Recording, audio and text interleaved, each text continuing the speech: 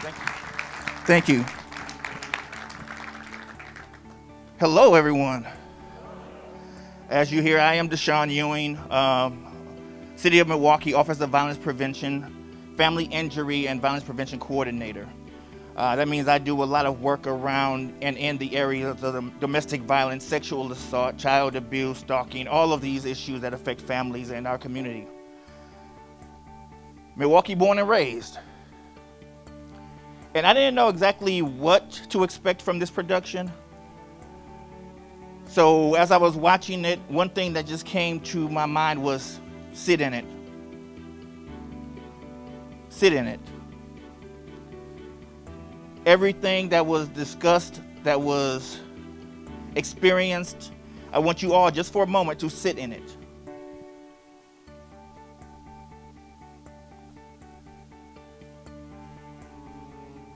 I want you to sit in it because this is a lot of what I see and have seen in 25 years of working in our community. We have hurt people that hurt people. We have individuals in our community that we often dismiss, discredit, discount, overlook, but we never take a moment to learn and understand their story. We never take the time to just begin to embrace them and the humanity in which they live and which they have just because of the fact that they exist.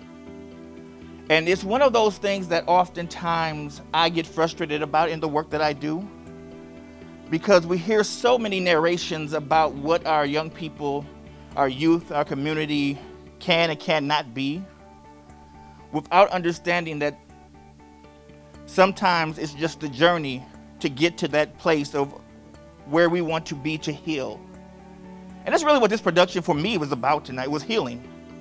It's a process. It's an ongoing. It's a continuance. It's the waves keep moving. And I really, really, really, really just embrace that.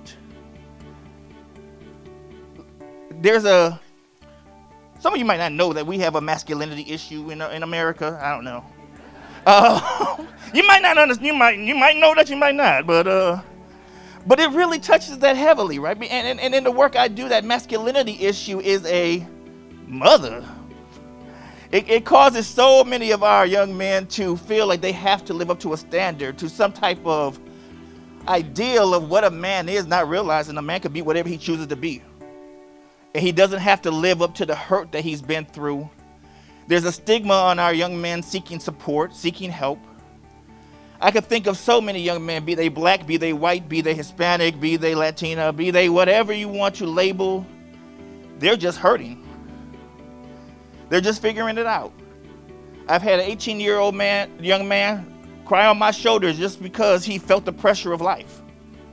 He was just tired, and he just had to tell somebody, and I happened to be the one he told. I've dealt with a young man who just told me flat out, my mom don't love me. Why would you say that? She told me. I've dealt with a young man who told me that he remembers vividly about being 3.5, 4 years old. Who remembers that? Well, if this happened to you, you probably would. Being locked in a cage by his uncle because he didn't want to deal with him. And then we wonder why some of our people are crying out through actions, through lack of action, through over-sexualization of themselves. This is one of those things that I want us to really think about, to really lean into, as we really begin to have true dialogue. It takes some time for us just to sit in it. To just sit in it. And I encourage you, if you don't understand what's happening, you don't really get it, it doesn't make sense to you, there's someone you can talk to. Hi, how you doing? I don't mind having those conversations. I don't mind having those discussions, because I believe if we are to heal as a nation, as a community, as the city of Milwaukee, we have to sit in it. And we have to be willing to take the chance and the risk of looking stupid, because guess what? We don't know everything. With that being said, I thank you for this time. I thank you for the opportunity to just converse with you for a moment. And with that being said, let's continue to keep on moving. But every once in a while, Just sit in it.